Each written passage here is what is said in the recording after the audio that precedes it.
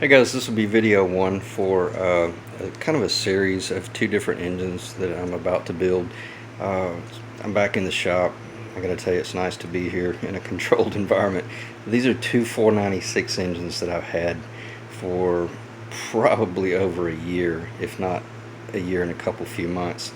Uh, I know the engine on the right is a Mercruiser. I saw the boat come in under its power, so it was running, and I bought it from a buddy that was a mechanic at the marina. So I'm still going to build it, and it's going to be a different video in its self. So I'm not going to spend much time talking about it today, because basically what you're going to find is that I've got a ton of the Volvo parts for the 496. And right now, I still really haven't decided which one I'm going to build first. I don't want to try to build them in tandem. I just really don't want to do it. Not because I couldn't handle it, but I don't want to take up all the space in the shop. So basically, in this video, I'm going to spend primarily talking about the Volvo and where I want to go with this. I bought this from a guy over in I think it was Tampa. It was a long drive. It was, like I said, over a year ago. And he told me that, you know, they had some problems with #1 piston. And when I buy something used, I don't, you know, I let it go in one ear and right out the other, because there's no way in hell I'm going to just clean this thing up, tighten up a few bolts, and put it together and call it a day. This is going to be a complete build, so, and I'm going to document everything. Same thing on this one. Well, I'll tell you what, let me stop talking about that one. Let me stay on this one. One thing that I do want to do, this is really interesting.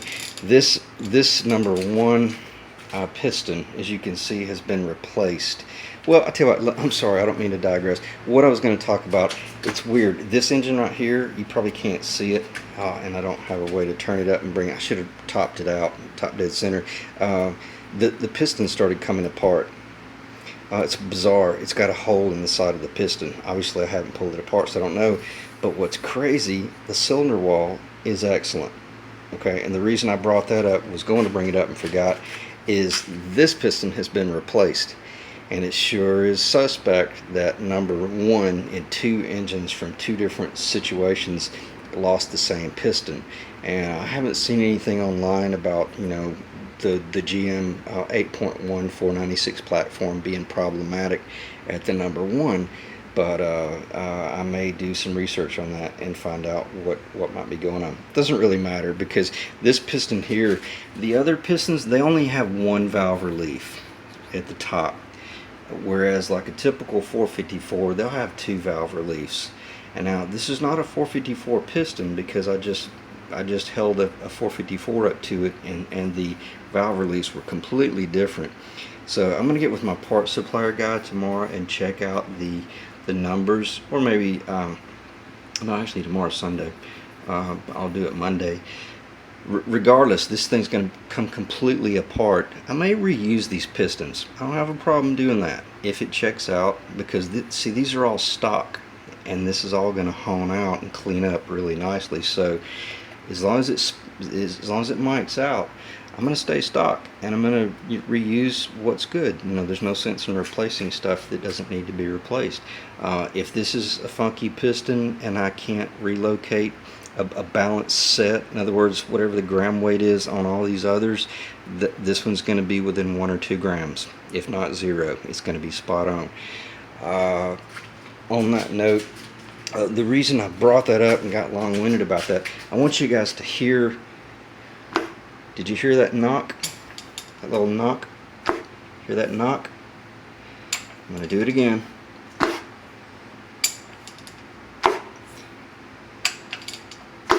Now what that is in this engine, you'd think, oh, I know exactly what that is. That's a, oh crap, I'm going the wrong way. That's a screwed up bearing. No, what it is the cap. The cap on this one piston was never tightened up completely. All the more reason to completely disassemble the engine, because why would someone have gone to the trouble to bought a new piston, hopefully it's got rings on it, God knows, who knows, and then put it in there, but then not even tighten the cap? But I wanted you guys to hear that sound, because if you've got an engine with burn-up main bearings, that's what you're going to hear when you do a rotational mass test. This is why I always talk about the hell with wasting your time doing compression tests, etc., etc.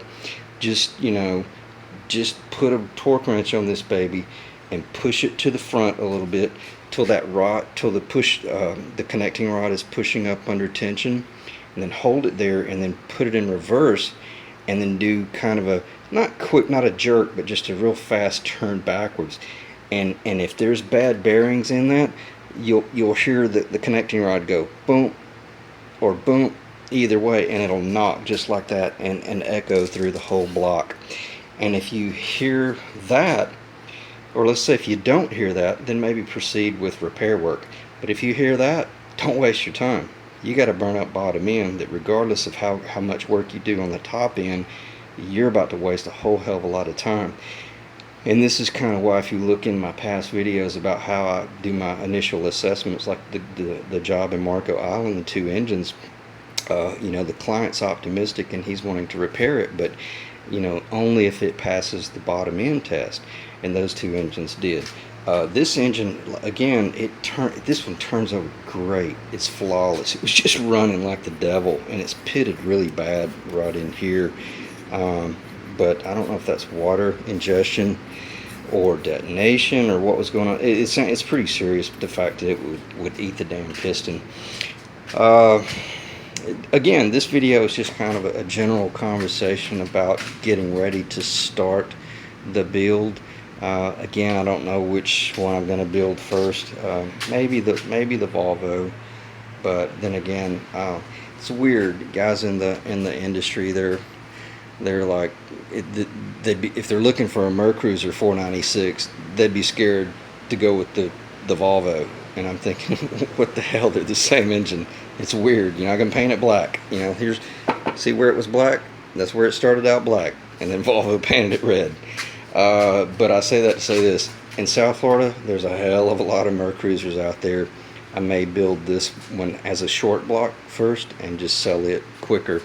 Then again, over here, buried in the back, I do have all of the heads for these 2 engines, so I can take the Mercruiser all the way up to a fully functional long block with the Mercruiser oil pan. The Volvo Penta, I can take it to damn near complete with clean injectors, etc., because I got a whole lot of bolt-on parts there that would turn that baby. Even the bell housing, there's the metric flywheel, valve cover, rocker covers. I used to always call them valve covers, rocker covers. And I've even got new coil. They're used, but they're, well, no, I take that back. I can't remember. I bought these off of eBay from a guy. I can't remember if they were new and used briefly or whatever, but I got coils that are excellent. Some really rare bolt-on items here: the alternator bracket and tensioner pulleys, crossover coolant system. You know, that goes to the bank 1 head. This goes to the bank 2 head. And then that's the great thing about this design. There's no water. Oh, it's hard to get back. There's no water flowing, or there's no coolant flowing in the intake above the valley. I'm gonna change gears here a little bit. Obviously, just to see the condition. This baby's in excellent condition. As soon as I got it, I went through a brief cleaning, but it really, it was actually bolt-on ready to put back together. Let me set the phone down just for 1 split second. I'm going to flip this up and discuss something that's very important.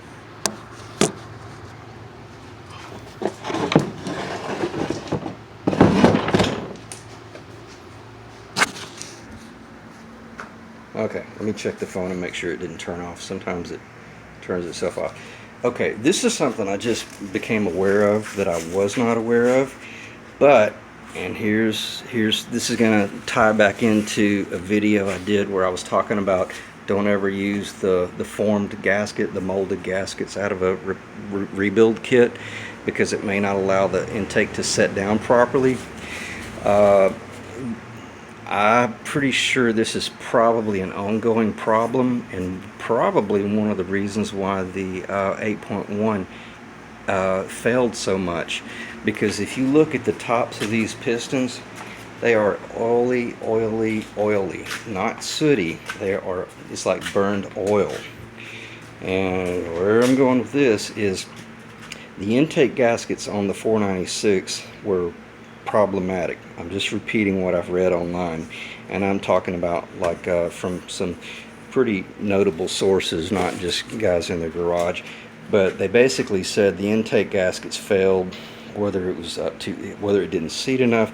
But what it was doing is the vacuuming created in the engine, you know, that creates like a vacuum to pull the air and the fuel mix in, was actually pulling oil and oil like vapors up out of the valley and up into the intakes.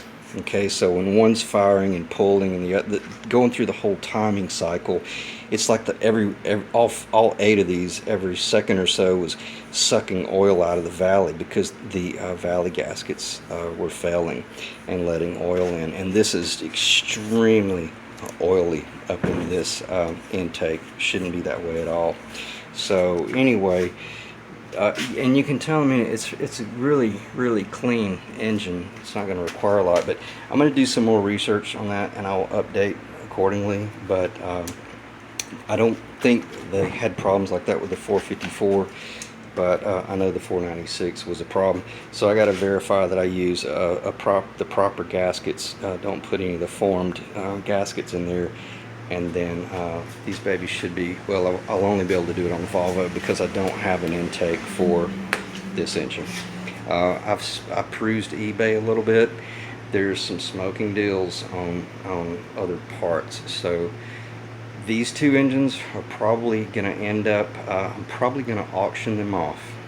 I'm kind of tired of fooling with the Craigslist crowd and stuff like that. So what I'm going to do is, in tandem with the videos, I'm going to auction them off, and we're all about to find out just what the true value of a 496 is, because right now the long blocks on eBay are typically about $6,500 at the lowest, plus freight. This engine completely ready to stick in the boat is anywhere from $12,000 to $20,000. So I think if anybody's watching this video about an 8.1 Volvo or Mercruiser, you know that there's a hell of a lot of money in front of us. But I'm going to probably auction them off, no reserve.